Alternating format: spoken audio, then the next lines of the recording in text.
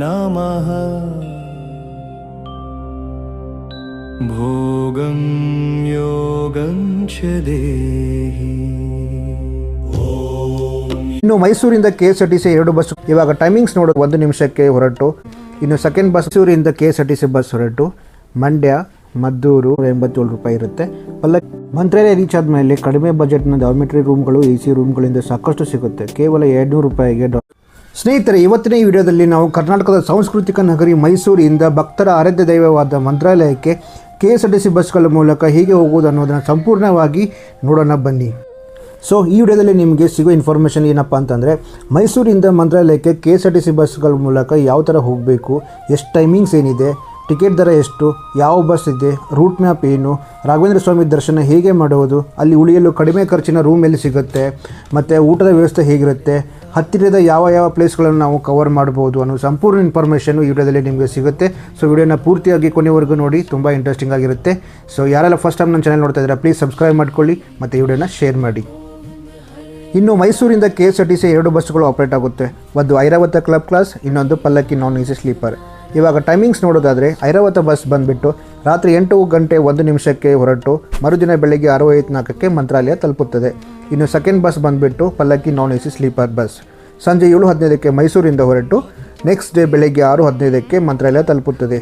ಇವಾಗ road map ನೋಡೋಣ ಬನ್ನಿ. ಮೈಸೂರಿಂದ KSRTC ಬಸ್ ಹೊರಟು ಮಂಡ್ಯ, ಮದ್ದೂರು, ರಾಮನಗರ, ಬೆಂಗಳೂರು, ಅನಂತಪುರ, ಅದೋನಿ ಮಾರ್ಗವಾಗಿ ಮಂತ್ರಾಲಯವನ್ನು ತಲುಪುತ್ತದೆ.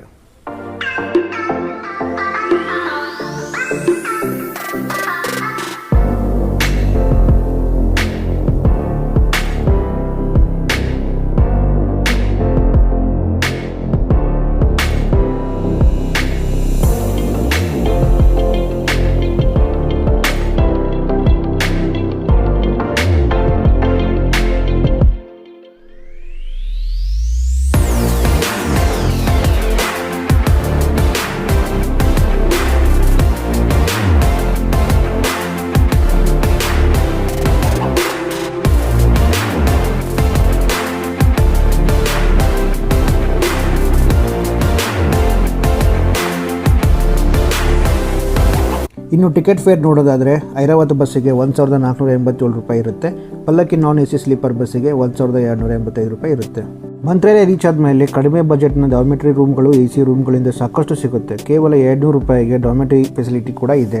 ನಾನ್ AC ರೂಮ್ ಬೇಕಾದರೆ 600 ರೂಪಾಯಿಂದ ಸ್ಟಾರ್ಟ್ ಆಗುತ್ತೆ, AC ರೂಮ್ ಬೇಕಾದರೆ 1200 ರೂಪಾಯಿದಿಂದ ಸ್ಟಾರ್ಟ್ ಆಗುತ್ತೆ. ಕರ್ನಾಟಕ ಭವನ ಕೂಡ ಬುಕ್ ಮಾಡ್ಬೋದು, ಆದರೆ ಬುಕ್ಕಿಂಗ್ ಆಗೋದು ತುಂಬಾ ಕಷ್ಟ, ಯಾಕಂದರೆ 1 ವೀಕ್ ಪ್ರಿಯರ್ ನಾವು ಬುಕ್ ಮಾಡಬೇಕು. ರೂಮಿಂದ ಫ್ರೆಶ್ ಅಪ್ ಆಗಿ ನೀವು ದರ್ಶನ ಮಾಡೋಕ್ಕೆ ಹೋಗ್ಬೋದು. ದರ್ಶನ ಆದಮೇಲೆ ನಿಮಗೆ ಅನ್ನಪ್ರಸಾದ ಕೂಡ ಇರುತ್ತೆ. ಬೆಳಗ್ಗೆ 11 ಗಂಟೆಯಿಂದ ಮಧ್ಯಾಹ್ನ 2 ಗಂಟೆವರೆಗೂ ಇರುತ್ತೆ, ಮತ್ತು ಸಾಯಂಕಾಲ 7:30ಯಿಂದ ರಾತ್ರಿ 9:00ವರೆಗೂ ನಿಮಗೆ ಅನ್ನಪ್ರಸಾದ ಮಂತ್ರಾಲಯದಲ್ಲಿ ಸಿಗುತ್ತೆ. ಶ್ರೀ ಗುರು ರಾಯರ ದರ್ಶನ ಆದಮೇಲೆ ನಂತರ ನೀವು ಪಂಚಮುಖಿ ಆಂಜನೇಯ ದೇವಸ್ಥಾನಕ್ಕೆ ಹೋಗಲೇಬೇಕು. ಇದು ಮಸ್ಟ್ ಆ್ಯಂಡ್ ಶುಡ್ ಪ್ಲೇಸ್ ಇದೆ, ತುಂಬ ಚೆನ್ನಾಗಿದೆ. ಮತ್ತು ತುಂಗಭದ್ರಾ ನದಿಯ ದಡದಲ್ಲಿ ಸಂಜೆ ಹೊತ್ತು ನಿಮಗೆ ಆ ಸಂಜೆ ಸೂರ್ಯಾಸ್ತ ಆಗೋ ಟೈಮಲ್ಲಿ ನೀವು ಹೋದರೆ ಇನ್ನೂ ತುಂಬ ಚೆನ್ನಾಗಿ ಕಾಣಿಸುತ್ತೆ.